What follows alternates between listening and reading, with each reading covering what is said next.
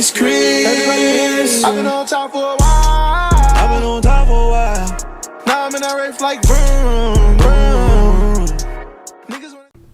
What is going on, YouTube? It is your boy Tyus, and there's a huge trade that just happened last night. I didn't get to make a video because I was at work when it happened, but Russell Westbrook has been traded to the Los Angeles Lakers for Kentavious Caldwell-Pope, Kylie, Kuzma, who I'm so glad is gone because he's awful.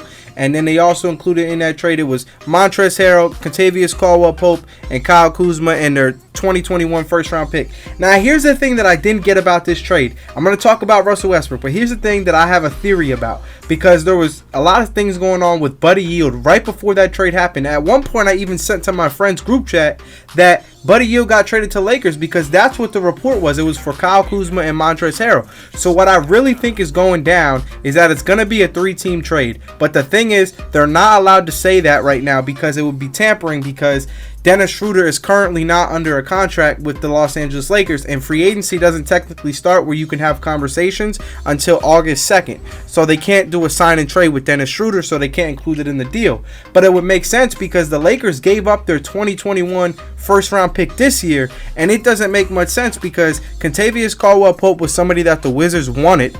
They also got Kyle Kuzma, who I believe is 25 or 26, so he's young. He has room to grow. He could still become a decent player in the NBA. It's not like he wasn't just averaging 18 points a game a few seasons ago. I call him trash because his role in the Lakers, he didn't fit, and he was too worried about doing things on Instagram, posting little 5-second clips and 10-second clips on Instagram for Instagram models so he can have a girlfriend for a week. And then also in that trade was Montrezl Harrell, who was the 6th man of the year just a season ago. And he had a really good season with the Lakers, but once again, he's just not a good fit on the Lakers because he's not what the Lakers needed. Now, the Wizards also got the first round pick, as I said, so what I really think is going down is that there's going to end up being a sign and trade with Dennis Schroeder. Dennis Schroeder is going to go to the Wizards because they need a point guard. The Kings do not need a point guard. And Kyle Kuzma is going to go to the Kings, and they may include Harrell in that deal to the Kings. The Kings are going to end up giving the Wizards somebody. I don't know who exactly the Wizards are going to give them, but even if the Wizards aren't giving them anything, the Lakers could probably include THT in a trade or Caruso in a trade to also send to the Kings so that they can make this trade happen. Because if you give them Kyle Kuzma and another player, I don't see why they wouldn't do that trade for Buddy Hield. And if you're giving the Washington Wizards the first round pick this season, Kentavious Caldwell-Pope, and Montrezl Harrell and Dennis Schroeder, that's more than enough to get this trade done for Westbrook and for Buddy Hield. So that's kind of what I think is going on. Let me know what you guys think in the comment section down below. But I have a feeling that that's what's going to happen, but it can't happen until August 2nd. Now, as for this Westbrook trade, I don't know how it's going to work out. Obviously, I like LeBron and Anthony Davis together. Obviously, LeBron and Anthony Davis have already won a chip together, so obviously they can play together. I just don't know if Russell Westbrook is what they needed because Westbrook is not a great shooter. And I feel like that's what the Lakers needed. They need to go out there and get some shooters. That's why if this Buddy Hield trade ends up going through and that's what ends up happening, it's a really good fit for them because Buddy Hield's a fantastic shooter. 40% three-point shooter. Like, he'll be a knockdown shooter for the Lakers, and that's what they need. It all depends what Rob Pelinka goes out and does. If he goes out and he decides to go make get the right pieces on that team, a bunch of shooters, then this really could be a good trade for the Los Angeles Lakers. You got a guy like Carmelo Anthony, who's a free agent, who may want to come join the team. He's friends with LeBron. Maybe he wants to win a ring. He played with Russell Westbrook in OKC. He was always the out man. Maybe he feels the same way Westbrook does. He's always the out guy. Like, they're always trying to say that he's the reason that they're not able to win games, things like that. I don't know. But there's plenty of things that Lakers can do.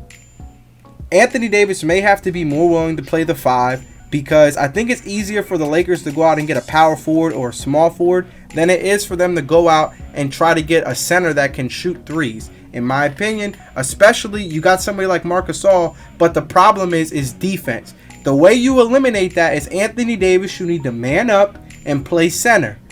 Stop being a baby. Stop being soft. I understand that it's not your natural position, but you can play it, and you can play it well. And it's going to help the Lakers be a better team by you playing the 5.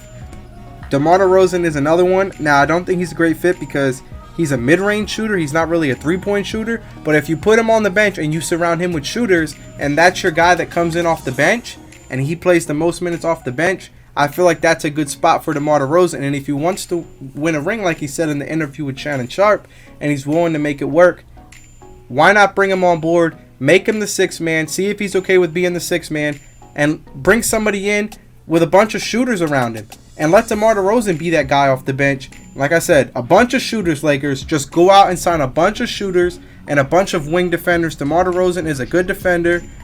He's 6'6", 6'7". He can guard pretty much 1 through 4 on most teams, especially on teams that like to play small ball. I just feel like that would be a solid fit off the bench. I don't really know about the starting lineup. They need to bring in a bunch of shooters, like I said.